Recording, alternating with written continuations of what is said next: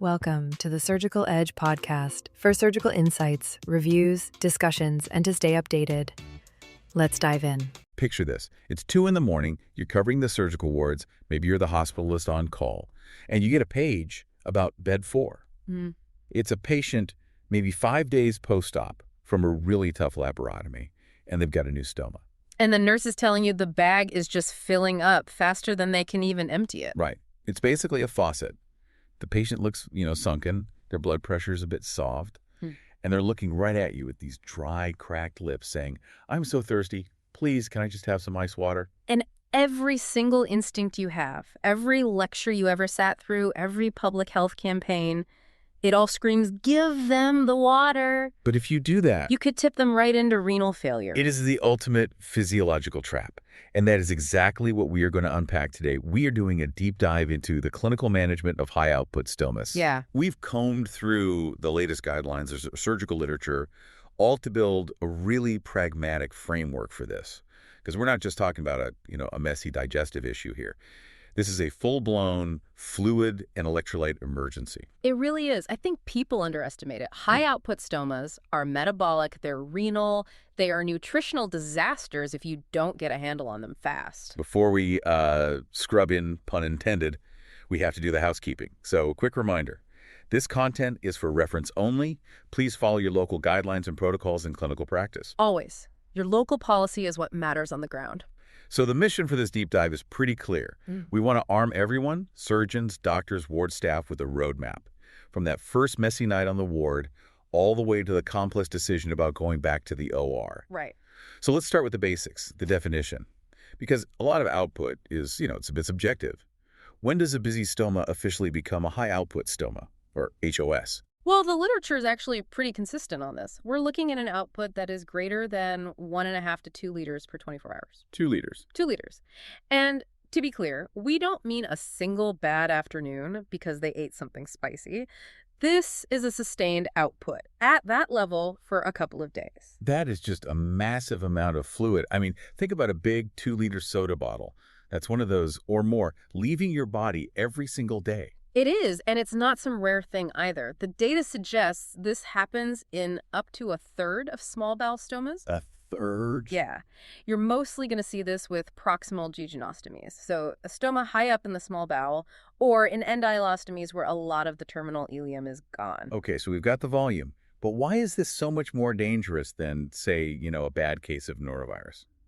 It's what's in the fluid you're losing. It's the composition. You aren't just losing water. You are dumping huge amounts of sodium and, critically, magnesium. So the physiological cost is rapid hypovolemia, which leads straight to a pre-renal acute kidney injury, or AKI.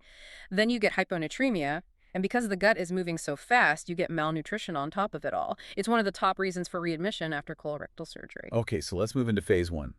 Assessment. You're at the bedside, you suspect HOS. How do we go from, I think this is happening, to, I know this is happening? You've got to stop guessing and start measuring. You need hard data. That means an accurate 24-hour stoma output chart right next to the urine output chart. So you can compare them directly. Directly. And a strict fluid balance chart. Yeah. But the single most sensitive marker, and the one that gets missed all the time, is daily weights. Daily weights? Really? Absolutely. Weight loss is often the very first sign of fluid depletion, even before the blood pressure starts to drop. I mean, if they've lost a kilo overnight, that's a liter of fluid. It's just simple physics. And I'm guessing you need to know the geography of the gut, right? You have to. You have to go and dig out that operation note. Don't just assume it's an ileostomy. You need to know how much bowel is actually left. Is this a short bowel syndrome situation with less than 200 centimeters of gut? Or is there plenty of bowel, but it's just angry? And that changes everything. Completely changes your management plan. Okay, so before we start prescribing things, the guidelines all talk about these reversible triggers, a checklist of things we might be doing to the patient that are making it worse. Right. First, always rule out sepsis. Sepsis drives a catabolic state. It increases gut motility. If there's an abscess in the abdomen, that stoma is going to run high until you drain it. What about medications? This is where you have to be a detective. Are they withdrawing from opiates? Because that sends gut motility into overdrive.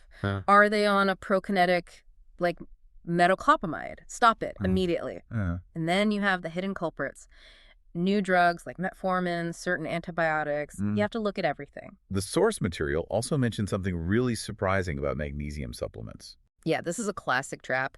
You see the low magnesium on the bloods, so you prescribe oral magnesium, but oral magnesium is an osmotic laxative. Oh, It pulls water into the gut. So by trying to treat the number, you are actually making the stoma output worse and driving the magnesium even lower. that is just incredibly counterintuitive. You're trying to fix it and you're just flushing it out faster. Exactly. You are chasing your tail. Speaking of numbers, let's talk labs. We're obviously checking renal function for that AKI, but there's this specific golden number the papers mention for urine sodium. Can you break that down for us? This is probably the single most useful test you can do. You get a random urine sodium. Once you start treating this patient, your target is to get that urine sodium greater than 20 millimoles per liter. Why 20? What does that number tell you? It tells you what aldosterone is doing. If your urine sodium is low, say below 20, it means your body is screaming out for salt. The adrenal glands are just pumping out aldosterone to force the kidneys to hang on to every single grain of sodium they can find. So it means they're total body sodium depleted. Completely. Even if their blood sodium looks normal because of hemoconcentration. So if it's below 20, they're still dry no matter what the blood pressure cuff says. That's it. If it starts to rise above 20, it tells you your resuscitation is working, the kidneys are relaxing a bit, and the patient is becoming sodium replete. It's your confirmation that you're winning the battle. Okay, that's assessment. Now we get to phase 2, the fluid strategy. This is the part that I think is the absolute hardest to explain to patients and, frankly, to junior staff. We're calling it the drink less paradox. This is the hardest conversation you will have. You've got a patient who is just parched, and you have to look them in the eye and say, you cannot drink water. Walk us through the physiology. Why does drinking water make dehydration worse in these patients? It all comes down to how permeable the jejunum is. The upper small bowel is, it's like a sieve. It's designed to let water and electrolytes flow freely across the membrane to sort of equilibrate with the blood. So if you drink a hypotonic fluid, that's plain water, tea, coffee, even juice, the concentration of sodium in your gut is now lower than in your blood. And nature abhors a vacuum. It tries to balance the equation. Exactly right. Sodium rushes out of the blood and into the bowel to balance that concentration. So every time they take a sip of tea, they are literally pulling salt out of their bloodstream and flushing it straight into the stoma bag. That is actually terrifying. You're watching yourself out from the inside. That is the flush phenomenon. You see these patients drinking liters and liters of water and just getting dizzier and dizzier. So what's the protocol? How strict do we have to be? Very strict. You generally restrict all oral hypotonic fluids to between half a liter and 1 liter per 24 hours, and that includes everything. The tea, the water with their meds, the soup, everything. But you can't just leave them thirsty. How are we supposed to hydrate them if water is the enemy? We have to hack the gut's own transport systems. We use an oral glucose saline solution. The most famous one is St. Mark's solution. And this is not just like Gatorade, right? No. Gatorade is way too sugary and not nearly salty enough. St. Mark's is specifically formulated to have a sodium concentration of 90 millimoles per liter. It takes advantage of the glucose-sodium cotransporter, the SGLT1 pump. SGLT1. It's a protein pump in the gut wall. It needs 1 molecule of glucose to drag 1 molecule of sodium, and water comes with them across the bowel wall. It basically forces absorption. But there's a catch with how they drink it, isn't there? There is. They have to sip it. If you just gulp a liter of St. Mark's, gravity and peristalsis will shoot it right through to the bag before those transporters can even grab it. So sip, don't gulp. Sip throughout the day. You're giving it time to be absorbed. And what if the patient is already crashing? Hypotensive, tachycardic, their creatinine is climbing. Then you don't mess around with oral fluids at all. They go nil by mouth. You shut down the intake completely to stop the losses. You start IV bright 9% saline to restore their volume. And you only reintroduce those restricted oral fluids once the renal function starts to improve. Stabilize first, educate second. Precisely. You can't teach someone how to sip St. Mark's when they're about to have a cardiac arrest. Okay, let's move to phase 3. Diet and the pharmacological backbone. We've stopped the water flushing. Now, what about what they eat? We need what we call a slow transit diet. Basically, we want the food to hang around in the gut for as long as possible, so that means we have to be boring. Boring how? White bread, white rice, pasta. We're actually cutting out a lot of the healthy stuff for now. So no fiber? No fiber, no insoluble roughage, no skins, no pips, no whole grain. All those things just act like a scrub brush stimulating the gut to move faster. We want low residue. And there's a behavioral part to this, too, about when they eat and drink. This is huge, and it's almost always missed. You have to separate solids and fluids. Ask the patient to drink 30 to 60 minutes after a meal, not with it. And why does that matter? If you drink with your food, you turn the chyme, into a liquid slurry. And liquid just moves through the gut faster than solids do. If you keep the food drier, it sits in the stomach longer and moves through the small bowel slower. Plus, I imagine we're avoiding any hyperosmolar bombs. Absolutely. No fruit juice, no sugary sports drinks. They do the same thing as the magnesium. They just pull fluid into the gut lumen through osmosis. All right, let's talk drugs. The heavy hitters. The guidelines lean really heavily on antimotility agents. I'm assuming we're talking about loperamide. Loperamide is the absolute workhorse. It binds to the opiate receptors in the gut wall and basically paralyzes the smooth muscle. But, and this is the crucial part, the dosing and the timing are completely different from what you buy over the counter. How so? The timing is everything. It works best when you take it before meals, about 30 to 60 minutes before. You want the drug to be binding to the receptors just as the food hits the stomach and triggers that gastrocolic reflex. And the doses I saw in the papers, they're not small. No, we are not talking about 2 milligrams under specialist supervision. We push this up to 16, sometimes even 24 milligrams, 4 times a day. Yeah. It is massive. Is that safe? That's way off-label. It is off-label, yes. Generally, because loperamide doesn't cross the blood-brain barrier very well, it's safe from a CNS perspective. But at those really high doses, you have to watch the heart. The QT intervals. Yes. There have been case reports of arrhythmias. So you need a baseline ECG, and you need to monitor it if you're pushing the dose that high. Okay, so if we've maxed out the loperamide and the bag is still filling up, what's next? Then you look for synergy. You can add codeine phosphate. Codeine works both centrally and peripherally, and the combination of loperamide and codeine can cut down water and sodium loss by another 20 to 30%. But codeine comes with its own baggage. It does. It crosses the blood-brain barrier, so you get sedation, you get confusion, and potential dependence.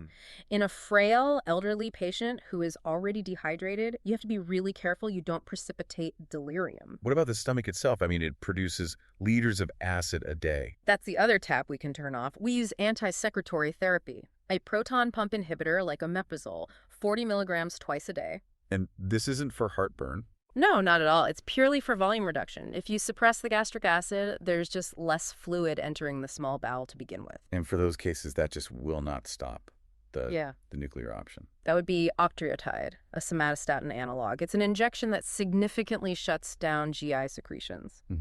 But it's incredibly expensive. You can't use it long-term without causing gallstones. And it actually stops the gut from adapting. It's a holding measure. It's not a cure. Let's move to phase 4. Electrolytes and defining failure. We touched on magnesium earlier, but I want to circle back to what you call the magnesium trap. Why is it so hard to fix in these patients? This is just fascinating physiology. When a patient is volume depleted, that whole renin-angiotensin-aldosterone system is firing on all cylinders to save sodium. But high aldosterone levels actually encourage magnesium excretion in the kidney. So the harder the kidney tries to save salt, the more it dumps magnesium. In a way, yes. And if you're aggressively rehydrating them with saline, that high flow of sodium makes it even harder for the kidney to hold on to magnesium. That's why you can pour magnesium into these patients and the levels just barely budge. They'll have to be IV. You almost always need IV or subcutaneous replacement initially just to break that cycle. So let's say we're doing all this. We've got the fluid restriction, the St. Mark's, the high-dose loperamide, the PPIs. How do we know if it's failing? Failure is a clinical picture. It's not just a number in a bag. If a patient can maintain their weight and their kidney function on oral therapy, even if the output is still a bit high, I'd call that a win. Failure is when they cannot maintain hydration without IV support. And what does that look like long term? It looks like progressive weight loss, sarcopenia, just muscle wasting away. It looks like recurrent hospital admissions for AKI every few weeks. If you see a patient withering away despite maximum medical therapy, you have to pivot. You can't just keep doing the same thing. Which brings us to phase 5, the surgical solution. I feel like there's always a hesitancy to take these patients back to theater. They've often had a hostile abdomen, really difficult surgeries. Nobody wants to go back in there. And that fear is valid, but surgery shouldn't be off the table. The very first thing you have to look for is a mechanical cause. Like a kink in the hose. Exactly. Is there an adhesion, a peristomal hernia, a stenosis causing a partial obstruction? Because paradoxically, a partial blockage often presents as high-volume liquid overflow. The gut just dilates and secretes fluid above it. So a CT scan is mandatory. A CT with contrast or a contract follow-through, yes. If there's a mechanical fix, you do it. It can solve the problem instantly. But what if it's not a blockage? What if it's just the bowel is too short? Then you look for the holy grail of HOS management, restoring continuity. Hooking it all back up. If there is distal bowel just sitting there, unused, a defunctioned colon or a segment of ileum, bringing it back into the circuit can be a complete game changer. The colon is the body's ultimate sponge. It is designed to absorb fluid and act as a brake. Even if you can only reconnect a small piece. Even reversing a jejunostomy to connect to a small bit of ileum helps. It induces what we call the ileal brake, a hormonal feedback that slows the whole system down. But we have to be realistic about bowel length. The source material had some pretty stark numbers on that. It did. If the residual jejunum is less than 100 centimeters, the likelihood of that patient getting off IV nutrition, parenteral nutrition, is very low. If it's less than 75 centimeters, it's almost guaranteed they will need it for life. So when do you pull the trigger on that surgery? Timing is everything. You do not operate on a malnourished septic patient if you can avoid it. It's a recipe for a leak. Ideally, you want them nutritionally replete, sepsis-free, and usually after at least 3 to 6 months of trying conservative management. Why wait that long? Adaptation. The gut has a remarkable ability to hypertrophy, to grow bigger villi and absorb more. That whole process takes months. You want to give the body every chance to sort itself out before you wield the scalpel again. This has been a really dense deep dive. Let's try to pull this together for the outro. Yeah. If I'm a junior doctor on the ward tonight and I get that call about bed 4, what's my cheat sheet? Think renal fluid nutrition. Number 1, restrict plain water. It is the enemy. Right. Number 2, prescribe a glucose saline solution like St. Mark's. Number 3, get high-dose loperamide on board, but time it before their meals. And 4, involve the dietitians early. Don't wait until the patient has lost 10 kilos to ask for help. That's a solid framework. And if I can leave our listeners with one final sort of provocative thought, it's about the philosophy of risk. Okay. We so often say, oh, surgery's too risky, let's just keep them on medical management. But long-term medical management has its own risks. Parenteral nutrition brings line sepsis, liver failure, thrombosis. We have to ask ourselves, at what point does the slow, cumulative danger of medical management actually outweigh the acute risk of re-entering a hostile abdomen? That is a very delicate decision. It is, and it requires a whole multidisciplinary team to make that call. You can't do it in isolation. Well, a huge thank you to the authors of the source material and guidelines for this. It's complex physiology, but having a protocol really makes it manageable. It certainly does. If you found this deep dive useful for your practice, please do us a favor and share it with at least one colleague or friend. Spread the word. It really helps us out. And don't forget to check out our YouTube channel and other social media pages for more. Stay curious and check those urine sodiums. See you next time. Thank you for listening to the Surgical Edge podcast. Don't forget to like, share, and subscribe. Help us grow and deliver even more relevant surgical content by pressing the support button. Your contribution truly makes a difference. And don't forget to share with us your advice, feedback, and the topics you would like us to include.